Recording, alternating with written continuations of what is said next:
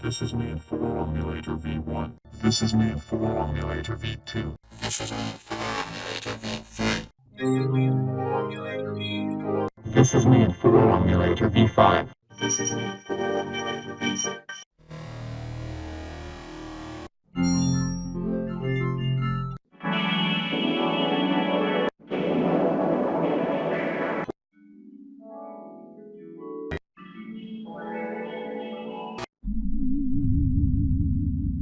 This is me in 4-Emulator V14.